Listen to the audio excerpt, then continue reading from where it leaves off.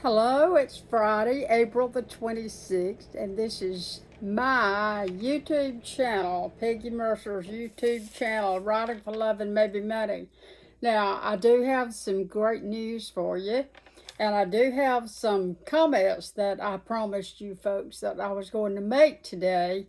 And one of the some of those comments, and I'll get right into it because this is not, I promise, this is not going to be a really long, drawn out video that just goes on and never has an ending. This is going to be a video with some good information, and it's going to tie up some loose ends on what we've been talking about. It. You remember that I've been talking about the literary elements going through the book all the way from the beginning to the end. I talked about characters and I hit on character development a good bit. And I am going into that a great deal a little bit later when we just take this and dissect it and take it a little bit apart. Now, I talked about when I was up in Kentucky a few years ago at the invitation of the Kentucky Writing Conference and the Bluegrass Writing Conference, and I was the keynote speaker for their conference, and my speech was on writing using rich text language. They had discovered my book that was set in World War II for children called There Come a Soldier. The exact words of my daddy in a barn in Bastogne, Belgium. He looked up and there come a soldier. Some people wondered a little bit about that title, but that was his words. And so that book was very successful and sold out at Chronicle Books right now. And as I began to speak to about 1,000 teachers there that day, I said this, and I've said this to you before, and I'll say it to you again. I'm sure that I probably will. In the cave days and the origins of mankind, when they lived in caves, I can't imagine living in a cave without a washing machine and a dryer. But anyway, in those days, there was no wheel to begin with, of course. So, quoting Ursula Le Guin, a very famous writer there, who said, there have been whole societies without a wheel. They didn't have a wheel, but there's never been a society of human beings on this earth that didn't have stories, that didn't make music, and well, think about it. There's always been music. John loves it. There's always been people beating on drums and making little and all that kind of stuff. And don't we love music? So there's always been music. There's always been stories. When they didn't have computers and Mac Pros and stuff like that to type on and write on, of course, they had nothing but a cave wall. But they drew little pictures of birds and animals and rabbits and lions on the cave walls, and they told a story and they left the story. Some caves still have those markings on the wall. I can't imagine how well loved stories have always been. Can you? And don't you just love it? I just love it. So what I was talking about, I keep saying the love of stories is why we write. We write for love and maybe money. You know, a great writer once said that the first thing we do is we write for love. Then we write for a few friends, and finally we write for money. But we always write for love, and I'm trying to inspire you aspiring writers. I'm trying to inspire you to write from the heart and to write your truth so that it will come through heartfelt and even homegrown, because I can tell you that people love it we um, we have a song being cut on the West Coast by this terrific writer, terrific singer, Lori Hardman, and I heard the cut last night. John was here, and we both sat down and listened to the final mastered cut, and we both cried. It is an absolutely bragging on myself. I guess I'll break my arm by patting myself on the back. But it is a beautiful song. It is a heartfelt, it is a truth-laden song about the house that I was born in. And I'm telling you one thing, I think you're going to love it. And I am going to let you folks know all about when it drops on Spotify and CD Baby. In all writing, write your truth. Write your love, what you love, okay? Let's write about what we love. Let's write our truth.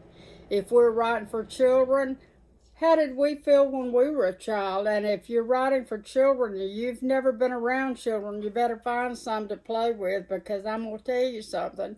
You better spend time with children if you're going to write a book for children. I've taught children. I've tutored children. I'll tell you something. I love being around children. If you want the truth, ask a child. I've always said, there's a joke going on Facebook that said children tell the truth and yoga pants and wine and stuff like that. But I can tell you that a child's going to tell you the truth. So if you write about children, you're going to have a good bit of truth in the writing. If you write for adults, write your truth. You've got to have feeling in this novel that you're writing, and you've got to write for truth. Now, in the coming weeks, I'm going to take you folks into songwriting because I'm so excited. Somebody wanted to know how many years I had studied songwriting. Of course, I'm a Mercer, and I'm related to Johnny Mercer. And my daddy, his daddy was closely related to Johnny Mercer. Greg Mercer, hello, who played the fiddle all those years in Nashville. His daddy, Wesley, used to hang around with Johnny Mercer, and we've been to Atlanta and played the guitars for Wesley in the nursing home. Of course, he's passed away now. That was Michael Wesley. And I can tell you folks that I come from music. And I can tell you that I love that type of writing, and I'm going to go into that probably in the next, possibly in the next broadcast of my YouTube video, because I've been asked by so many to go into songwriting. I have been in the music business for many years, back and forth to Nashville.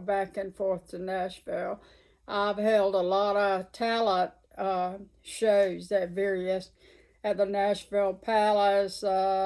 I've held shows out at the Palace Theater in Crossville and all around town. And I've been in and out of all the studios. And I've had kids come to me from New York, Miami, the Carolinas, everywhere, wanting me to get them a singing gig in Nashville. And I've done that. I've been able to teach them how to write songs so that they can write their own song.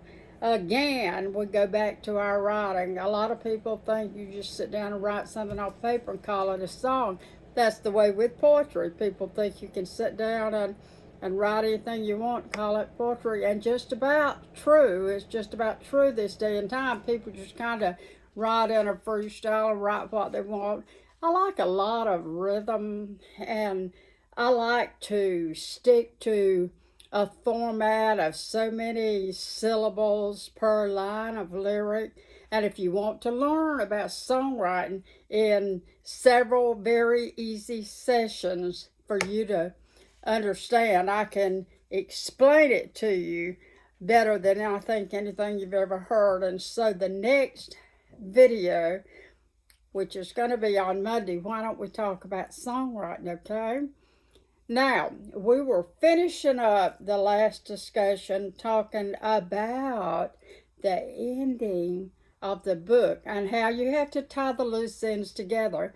Now, there are a lot of lines of books that are published at publishers where the editors will tell you, look, we've got to have a good ending here. We want a good ending. We want the reader to leave with a real good feeling here. We don't want them to read this book like sitting in church maybe and having a good experience, and then something happens and you never know what happened at the end of it. And so you leave church mad, you never come back. And so, good endings, okay? Please let this wrap up in a way that I'm happy. The characters, even if they lived out their truth, and some things happen that are right in tune with real life, something good's in there, and you can get it in there. And if you get it in there, you're going to have a successful book. I hope and pray that you do. Now, we talked about loose ending. I wanted to, someone called me and said, where do I find the markets? And that is going to be probably the next Friday, 1 week from today. I'm probably going to start talking about markets. And we all know by now that writers must decide what their target audience is going to be for their book. Are you writing a fairy tale? Are you writing a fable, a drama?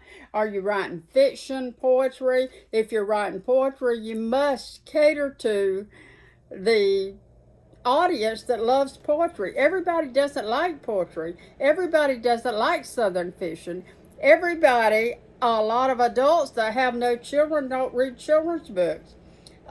So what is your target audience that you're writing for? You must consider this target audience and how you're going to promote your book.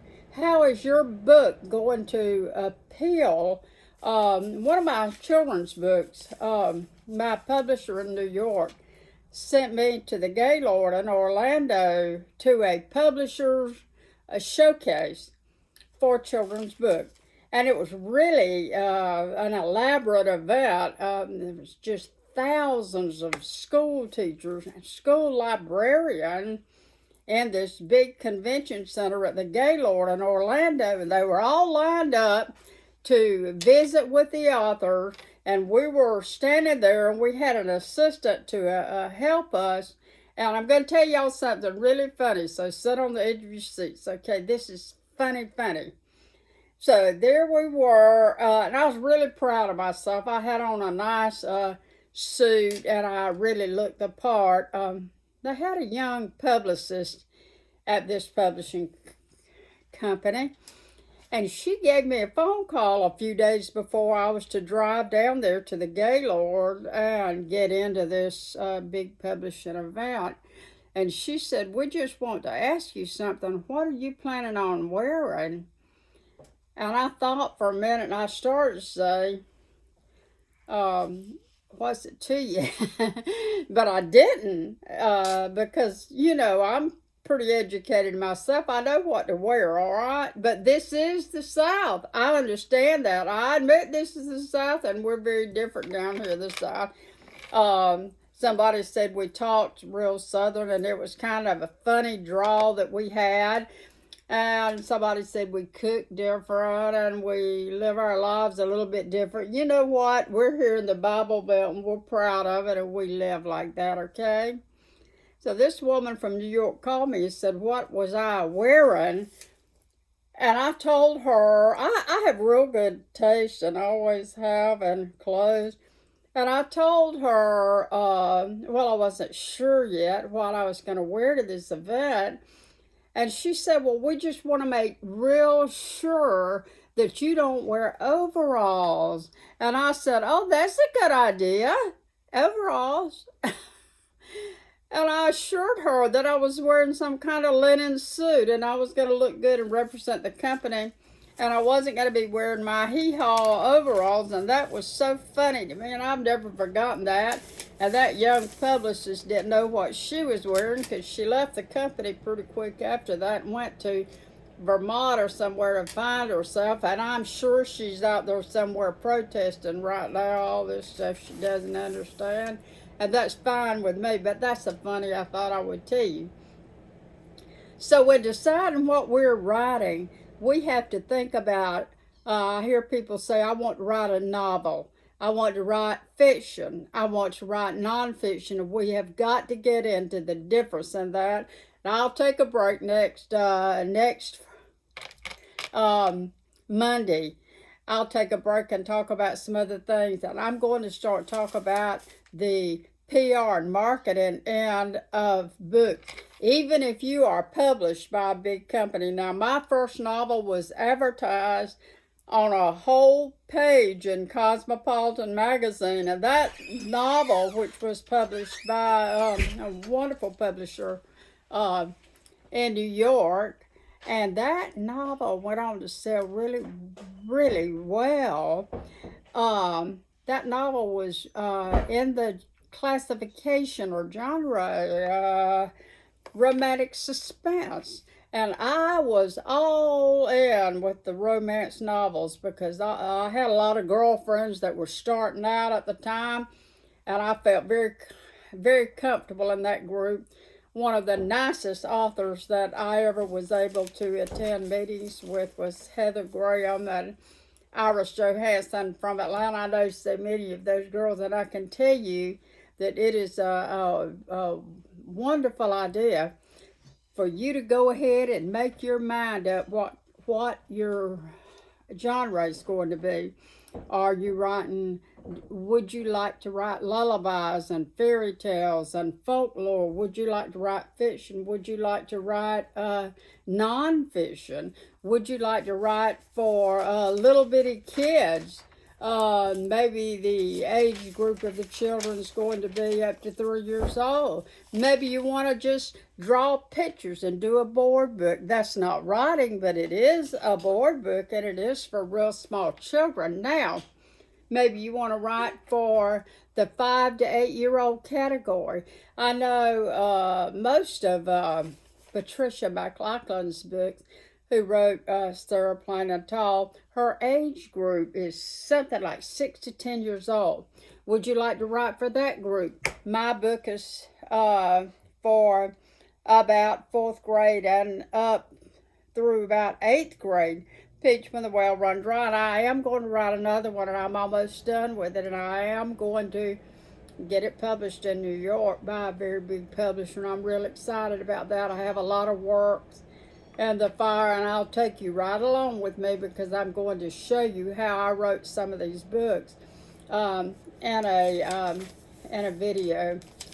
So in the next few videos, so we have talked about the literary elements that must be included in your story or your book or whatever you're writing, and I'm going to be cutting this video off very quickly, but in the video podcast that's coming to you on Monday, I'm going to talk a little bit about the different audiences that you're going to be writing for, and I'm going to talk about the different categories of writing, fiction or nonfiction. What about Southern fiction? What about subcategories such as high adventure?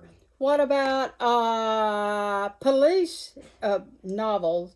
Some of the great mysteries, psychological thrillers.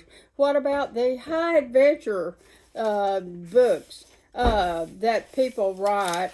What about paranormal books like Dune and stuff like that? So there are certain characteristics of all these books, and what are they? We have a lot to talk about. Please subscribe to this YouTube channel, and whatever you do, reach over there and hit that like button and hit that bell so you'll be notified the next time I hop on here. I am tied totally up right now with new kittens here. I have so many new kittens, it's almost unreal. And I may or may not look for a home for one of the mamas and some of the babies.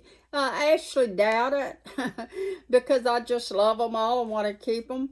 And that's my story today, and I'm sticking to it. And I hope I've given you some things to think about. One of the younger gals that I used to tutor, and she's grown up a little bit and in high school.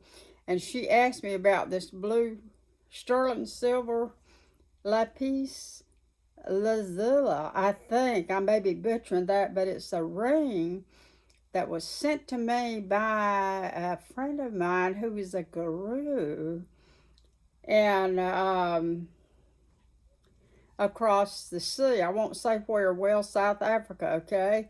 And she studied in a monastery there with monks, and periodically she got to study with the Dalai Lama. And she knew that I had arthritis really, really bad, and she had her own way of praying and stuff, and she had this ring made for me and then blessed by the Dalai Lama, and I get it out and wear it every few days, and just a real tribute to her, and it's an honor for me to wear the ring, and I love it. Young people ask me all kind of things on here. One of the young people the other day asked me if I had real teeth. And I said, yeah, they're not too pretty right now because I got kicked in the mouth one time by a horse, and he almost kicked my head off. But he did kind of mess this up, and we're going to get that fixed. I'm not too worried about that.